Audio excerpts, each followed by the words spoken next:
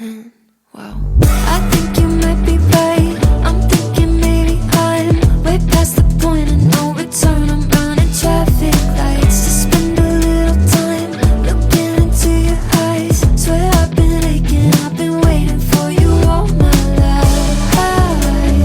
This must be what love feels like. Hello and welcome to Cyber Made Human. In this mini-series, we're exploring the world of romance scams.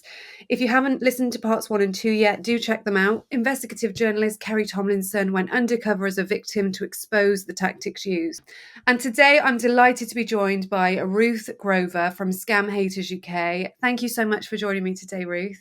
Thank you. Thank you for having me. So I'm really intrigued by your perspective because you work with people who've had their identities stolen in romance scams. Am I correct in thinking that you work with people on all sides of the fence? Absolutely.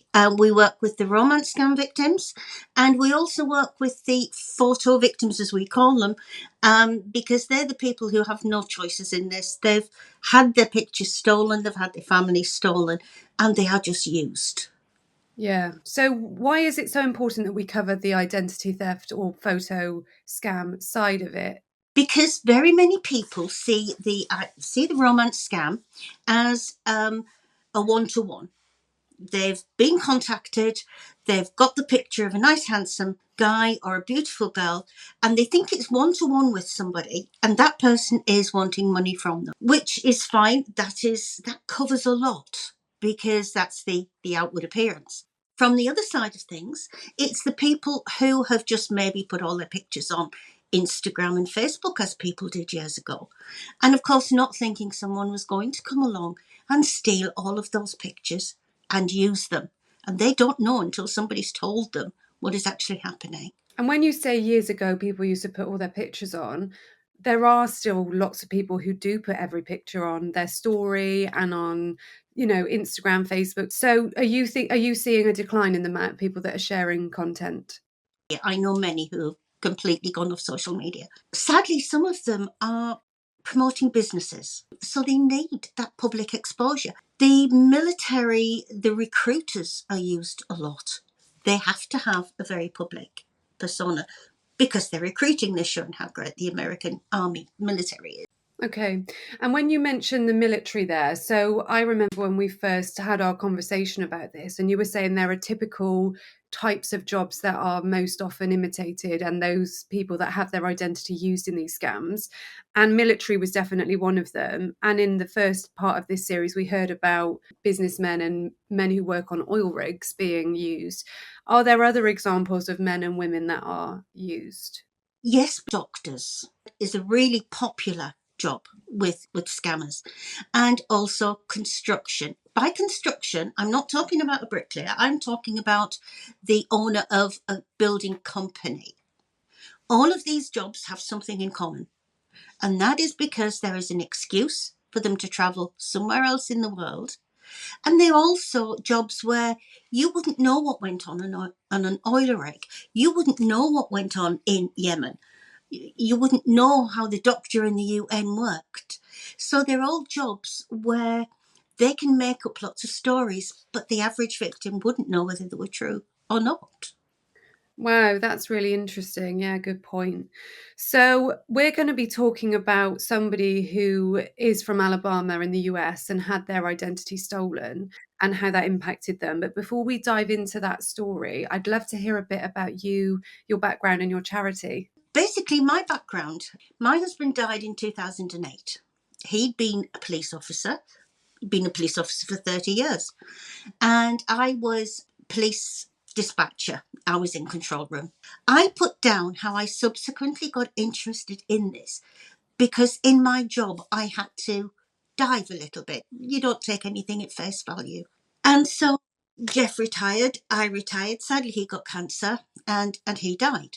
A couple of years after he died, I made a Facebook page, not thinking anything at all. And I put the word widowed on there. And it wasn't very long after that, I was very attractive to 4-star generals in the United States Army, which I thought was a bit strange. Being me, I Googled the life out of it.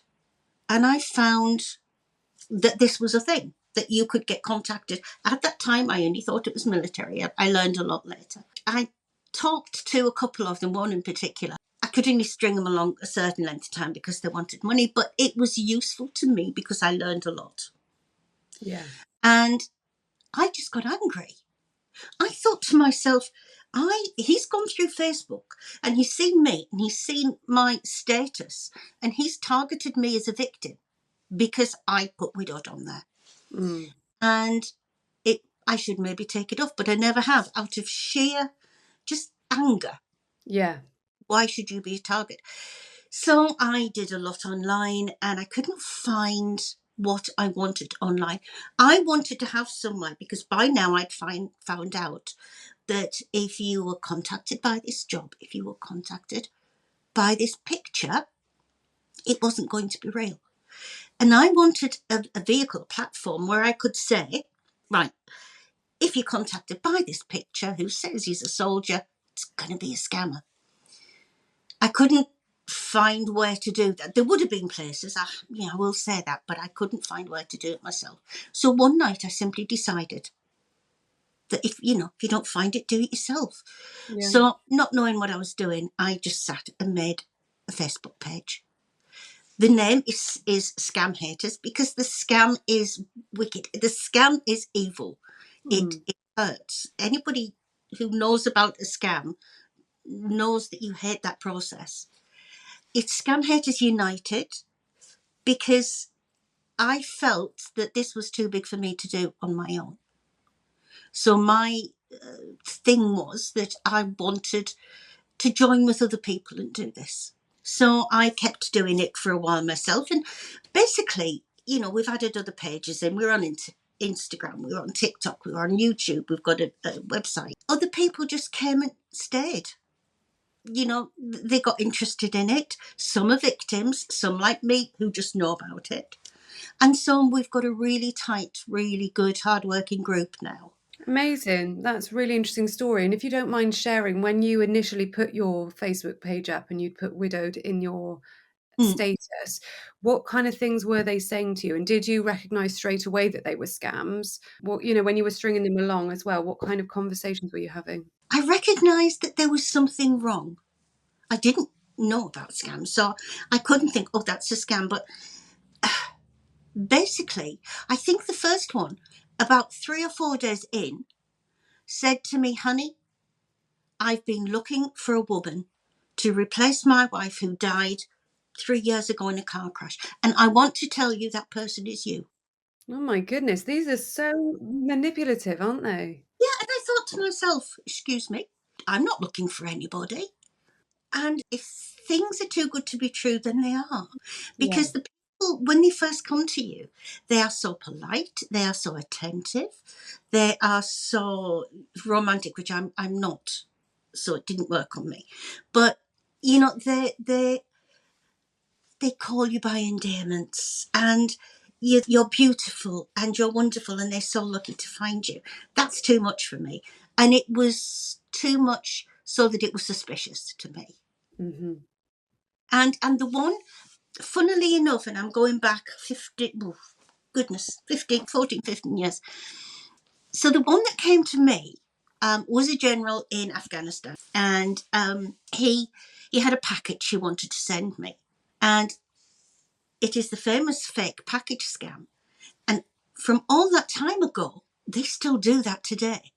Because what it is, they send off the package, not sure quite in the middle of Kabul where they send, whether they go to the post office to send this from. You're not supposed to question. They're going to send this package, but when the package gets on its way, it gets stopped in customs and you have to pay. And it's going to the next place and it gets stopped in that place and you have to pay. Mm. And how much are they asking for each time? Is it small amounts? No. It starts off at about 500. Wow. But that's a small amount to them. When you get to things like the yellow money laundering certificate, which I don't think exists, you're looking at £2,000 or $2,000 for this. But you see what they do, the scammer is saying to you, but it's all right, honey, because what it is, you've got all these things in this package. but there's about $50,000 in there. So when you get the package, just open it up and take the money out that you spent. Every time there's a scam, there is a promise that you're going to get the money back very quickly. And that's what they do. The scam's been tweaked a little bit, but not a lot. They're still doing the same thing now as they did then.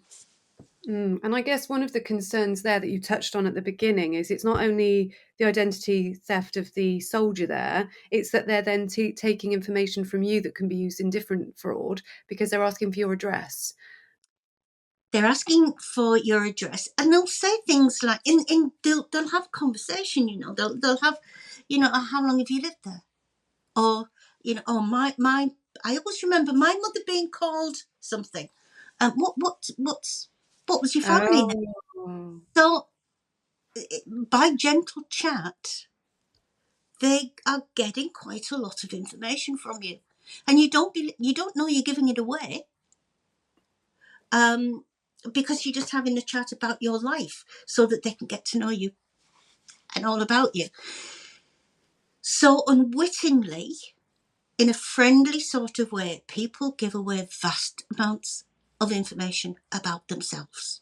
Mm-hmm. And yes, sometimes they will say, "Oh, the post people would like to have you got a driving license or a passport, especially a driving license because it's got everything on there. Could you just send me it so I can, they can see who it's going to." And Oh of my course, goodness.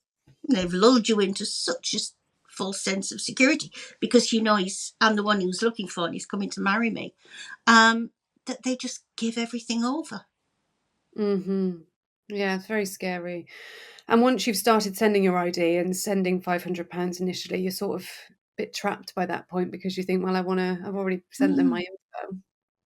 I mean, I know many people who sent a few thousand with the fake package scam. And it gets to the part where, well, I had to try and get the package because the money to pay me back was in the package. Mm-hmm. And, there isn't a package, so nothing ever comes. But they keep going because they think that's the only way they can get the money back. So I'd love to hear about this Alabama scam. If you wouldn't mind taking us back to the beginning of how this, I think it was a woman you said that was Yeah. approached by a scammer online. How was she approached in the beginning? She was approached via social media, Facebook, and he was a soldier called, now, the actual soldier himself is called Edward Bryan, and that would be okay. He wouldn't mind me saying that. And she talked to him for several months. And was he using the soldier's real name in the scam? Yeah. Yes. Oh gosh. She was very invested in it. But the thing was as well that even though he was an ordinary soldier abroad somewhere, he was rich. He was a multimillionaire. He just happened to be a soldier as well. Right. And so when he needed help with various things, he needed help with food, he needed help with, I think he'd lost a weapon and replaced that for a few $1,000s. And unfortunate events that happened to this man, but she kept paying. All with the promise that they were going to get married and she was going to get her money back. So it went on and it went on. I am not sure at the point that she realised it was fake, but she did. Right. Okay. So she cut off all contact with the scammer. And at that point, she started to search online to see who she'd been talking to. And she found Edward. Now, Edward was in the army. He's not long been out. But he did little bits of things like modelling and just, little acting parts and things like that as well. So he was really quite easy to find. Okay. If she'd done this at the beginning, she would have found him completely. But she refused to believe that it wasn't Edward she was talking to. She thought, yes, he was in the United States and he was the scammer. Right. Be told otherwise. Because, and let me explain a trick that they've got that works very, very well for them. What they do is they will have either one device or a laptop and they'll play a stolen video of Edward. They'll point their phone at it, press video, and it looks like it's a real live call. Mm-hmm. But it only lasts for about 5 seconds because there's bad reception where they are. And you can maybe see his lips move, but there's no sound. And then it cuts out. And it's at that point the victim always says, but I saw him move, it was him. So the very fact that they can't have a two-way conversation has not put them off. They saw him move on the screen, it was definitely him. And this gets them a long way. And because she'd had that, she believed it was Edward. So she thinks that she has been scammed, but by the real Edward. She doesn't have any concept of the fact that someone is using his photos to scam her. No, and Edward has her money. Right. Even though she sent it to other places, eventually it would have got back to Edward and he had her money. So she's tracked him down on social media, and then how does she contact him? Well, she stalked him a bit. Did she? Yeah, she kept putting messages on his Instagram account. Oh, you've been talking to me. Oh, you've got my money. And so he contacted her and said, look, it wasn't me. So he already knows. So he sees her commenting all Yeah. over his social media, and he already knows that it's a romance scam. So does that mean that his identity had been used before, and he was already aware? Hundreds and hundreds of times. Oh my goodness. So by this point, he's already been through this a lot. A lot, yes. He's very, very used to it. Okay. And she started to get quite nasty. And what a lot of the guys do is say, will you talk to these women for us? Because as an outsider, we can often explain things that they're, woman to woman sort of thing, Oh, she Yeah. wasn't going to anybody. But then what happened, because Edward wouldn't pay her the money back, and it was something like $30,000 or $40,000. We're not talking, a few hundred here, a lot of money. Mm-hmm. She went to the FBI, and the FBI said, looked at everything, and looked at all her information and said, no, this has been a romance scam. He's not involved. We're not getting involved. So even though they were saying we're not getting involved, we know it's a romance scam, they weren't offering to try and identify the real scammer. No, and they don't. Wow. It's very difficult to do. It's often too much trouble. And that's a bit unfair, but it is very true. So she went to Army CID and explained everything to them, explained what the FBI said. And they basically said the same to her. We have this a lot. We know our soldier. We have this a lot. Please don't think it was him. It's been a scam. And did they have to investigate him to confirm that it wasn't him? Yes, because he had to, hand over his bank accounts. He had to prove that there was nowhere that he was getting money into, which is a bit mortifying because everybody's, you might see his picture in places, but, everybody's ordinary at the end of the day. And so having, show them your bank balance and show them what you've got and everything, it is bad. Anyway, this woman was not happy, so she decided she would take a civil suit against him. So Edward came to Scam Haters United and said to us, look, I've got this. It's a summons to go to court on this particular time. And he was, even though he knew he hadn't done it, he knew he'd proven he hadn't done it, the idea of going to court and it might not turn his way was still very scary. He had to take time off. He had to travel to this. He was looking around for legal representation and things like this. So did he have to pay for legal representation? So someone in my team and all of us, we got together and we could put together a file that showed maybe 2,000 current uses of Edward. Wow. We also had historic ones because we've been dealing with this identity for quite a long time. And we could put this all together so that it proved that it couldn't be him because there were so many of them. Myself and other people who were in my line of work, we also put letters in support of Edward and information of how romance scams work. because the judge isn't going to know. So we all put information to back up what was happening. So we did send him on his way with a lot of information to present. He still was very, very nervous come the day of court. He went, he took it all, he presented it all. The judge was an army veteran and had heard of scams before, and luckily he dismissed the case. Okay. That's a really interesting example of someone going to the FBI, the CID, and then a private court because they are so angry about what's happened, and their anger is directed towards the person in the photo, not the actual scammer, because the scammer is faceless or maybe even a group of people. Yes, and of course, you see, she was saying things like, but you're a multimillionaire, paying me back is just a small amount of money to you. You didn't even need it because you're a multimillionaire. So she was mixing real life with the scam all the time, all the way through it. She was mixing real life with the scam.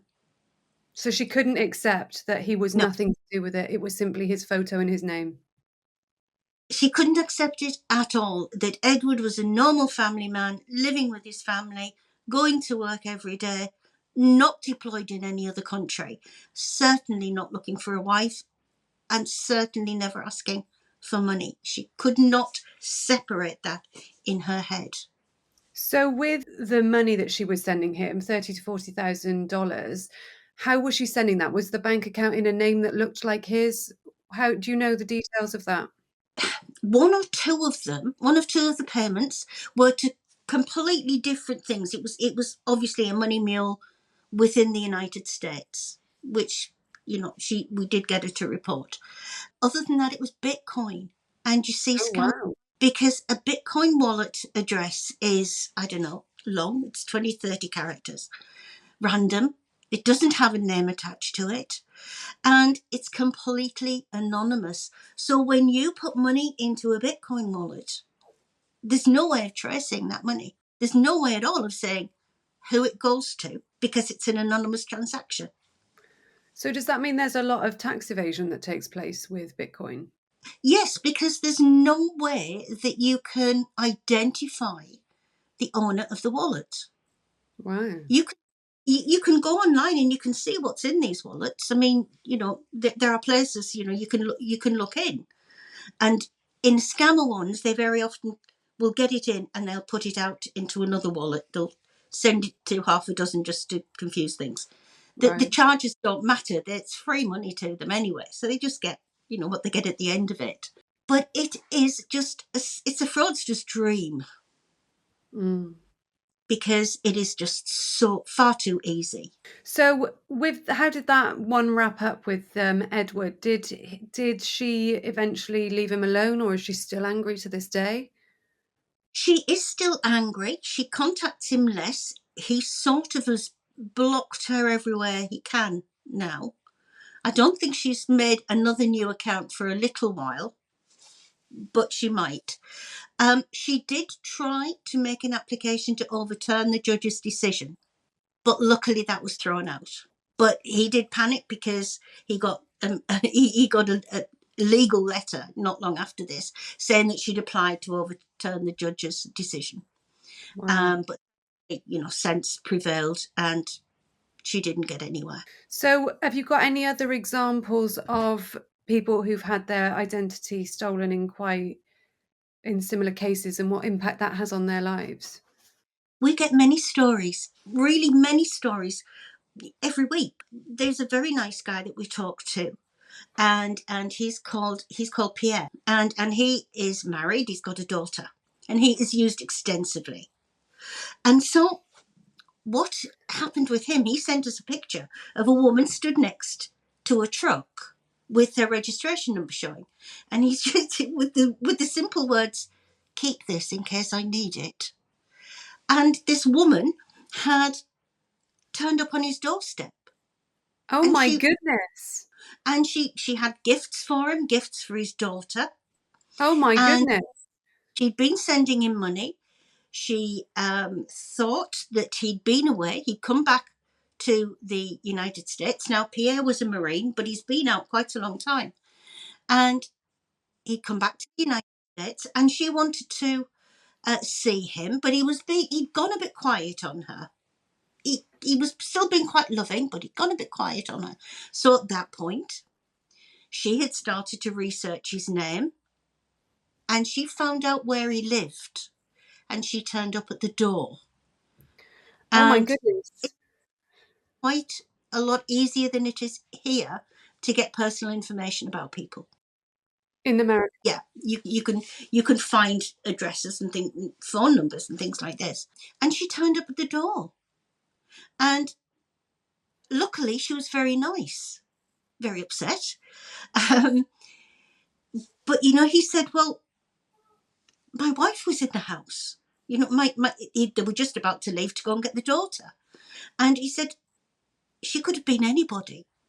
Yes. And we've had this happen several times. People will do the research after the scam. Right. They will find out that something's gone wrong, that they were not talking direct to this person, or the truth was not told. And they find it very difficult to take the picture of that man out of their head. So Yeah. that is who they're talking to. And that's where the anger and the emotion is directed. Yes. I can tell you a very quick story of a guy that I talked to in California. And James is an art gallery owner. He did used to have 2 art galleries. And he's used quite extensively. And he's a gay man. So he's not really the right person to use on women. He's definitely not interested in women. But anyway, lovely, lovely man. And he picked up the phone one day at his art gallery, and this voice said to him, "Stop talking to my wife and send the money back." So James went into, "I'm used in scams, this is what it is." And the guy wouldn't have anything of it. And Oh my goodness. he said to James, "Send the money back. Stop talking to her. Because don't forget, I know where you are. And if this doesn't stop, I'll come down and put a bullet in your head." Oh my God. So James wasn't quite sure what to do with that, because he had art galleries. So what he did, he merged his 2 art galleries into one. And he had to, where he had the door open and people could just drift in and out before, he had to put his business on appointment only, because he didn't know how to walk in the door. And so that really obviously impacted his business, because it wasn't free to trade as it has. And this is the sort of thing that happens because the photo victim cannot stop himself or herself being used. Yeah. The pictures are out there. I've seen some pictures from 10 years ago, 15 years ago, or they've got newer ones. The pictures are out there, they are used. They're bought and sold by the scammer gangs, and they are just used. And they can do nothing at all about this. It's dangerous, it's upsetting, it's very intrusive.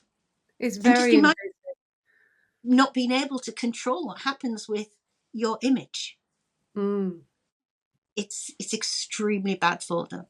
Especially if we go right back to the beginning of our conversation, where you say that they started by saying their wife had died in a car accident and that they Yes. want to be, rebuild a family. And the things that they're saying are so manipulative and so cruel. And it just feels like it would be horrendous to have your photograph associated with Yeah. such manipulative, horrible behavior. With the woman whose husband rang the art gallery, she thought she was having an affair. So not Yeah. only was she in a romance scam, she was in a full-on affair. It's like having an affair, but having the lover in the house with them. She's on the phone to the man all the time. Right. And so they do like married couples, because if they can bring strife between the husband and wife, that drives the victim towards the scammer. I look after about it. Well, maybe leave him, but I'm going to look after you for the rest of your life. I will give you a life that you've never had with him. So again, you've got the manipulation of that. And also, it's a secret thing, because you can't confide in anyone about the scam to get reassurance from your friends who are saying this doesn't sound right.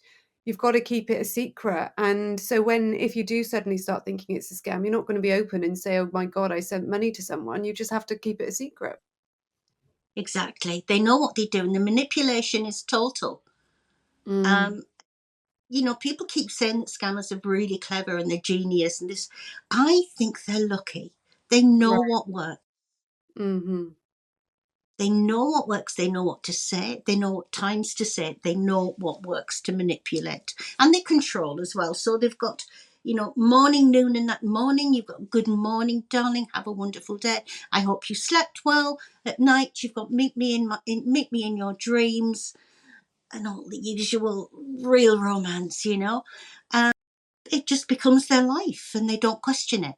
Mhm. And why do you think, I know that you've said that it's both men and women who are targeted, but why do you think that generally we tend to hear more about there being female victims of this scam? I find that women will talk about it, even if it's just with us, even if it's not Mm, outside. Women will come and talk to another woman about it. 100%. I've spoken to thousands of victims. 100% of them will say within the first 10 minutes, I've been so stupid. That's no good.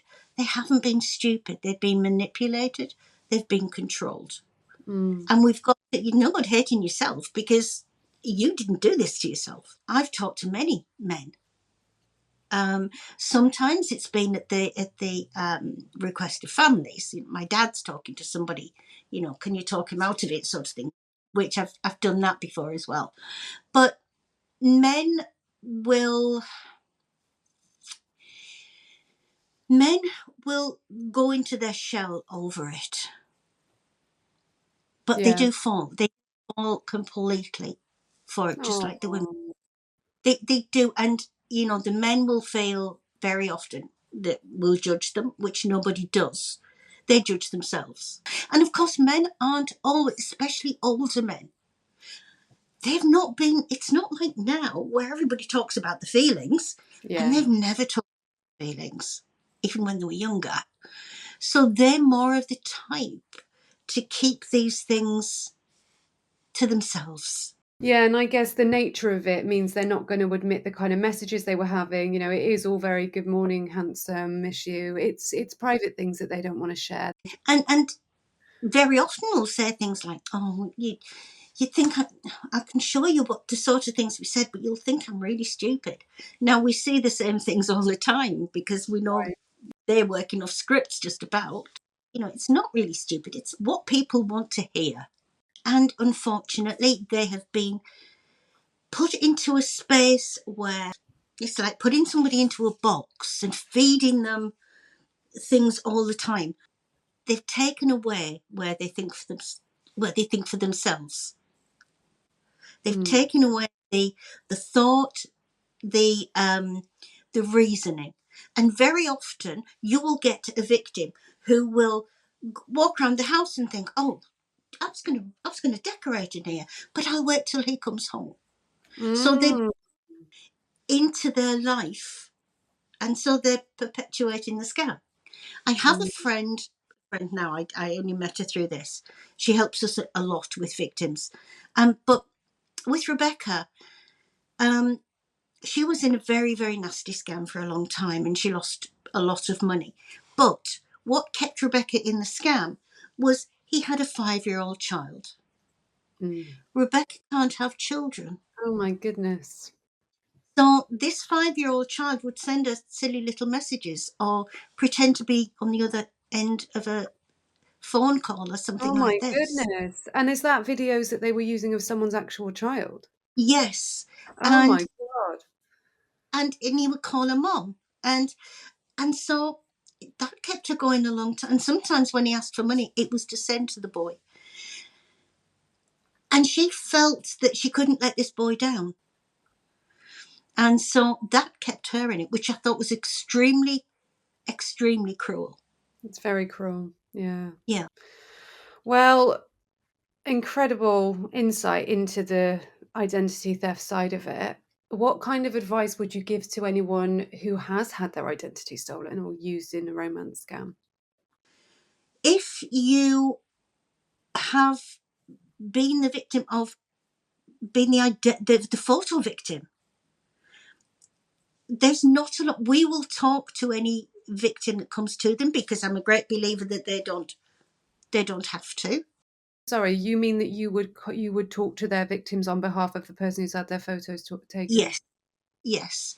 Because many of them, they start off, they're the perfect gentleman or lady, because we deal with quite a lot, the military girls get used. And they'll video call and say, look, I'm sorry, it wasn't me, it's a scam, and this is what happened. But then it just gets too much because, they find out they've been used half a dozen times, and then the floodgates open, and it's hundreds that come to them. Oh my goodness. So please, if you have been in a scam and you find out who it is, don't contact them, because they know, and there's nothing they can do. So try and give them a little bit of a life. But if you have had your identity stolen, we can try and help get some Facebook and Instagram accounts down. We're quite good at that. Let us help you, even if it is just talking to your victims, because it's very stressful for these guys, because their wives are contacted, their grandma's contacted. We do literally have somebody turned up on the grandma's porch. Oh my goodness me. Have there ever been any cases of convictions for romance fraud, or not really? The only time we get convictions is if it has been a very, very large one. Because very often you'll get teams that work together, especially when they've moved to the States. They'll work together, and they've got a few million through various ones. Now there are places to report them. There's IC3, which is the FBI website. They won't do anything with an individual case. But if you put the details of your scam in there, they will collate all this information, and it might go with 20 other scams. So then they start to look, and that's when you get arrests. The best we can do is, when the money stops, the scams stop. Right. Yeah. Wow. Well, thank you so much. And I like to ask all of my guests at the end of each episode to recommend a book, because I'm a huge book lover. So either one of your favourite books of all time, or just one that you've read recently and enjoy, if you could recommend one. Can I recommend something to do with romance scams? Of course. It's called Keanu Reeves is Not in Love with You. Mm. I'll tell you why I like this book, and it's helped an awful lot of people. Because Becky Holmes, that wrote it, has written it from a whole perspective. She hasn't done it from particular victims. She's covered the oil rig, she's covered the military, she's covered the Keanu Reeves, she's covered the celebrity scams. And what I found that's helped a lot of people is she's put the things that they say. And as we know, they're scripts and they say everything they said. And so what I found has helped, people have read it and thought, but mine said that to me. Mine was like that to me. Mm-hmm. And that's why, and it's written with a bit of humour. It's not difficult to get through, because it's really good. But because it's my subject, and it's written different to all other books on this subject that I've ever come across. Well, that's a perfect recommendation, and I'll definitely read that. So thank you. And thank you so much for your time today. And thank you so much for listening, guys. Do remember to subscribe, as we're a relatively new podcast. And if you haven't listened to parts 1 and 2 of our romance scam mini-series, where Kerry Tomlinson goes undercover as a victim to expose how it works, do make sure you listen to that. And we'll be back with more episodes soon. Thanks for listening, guys. Wow.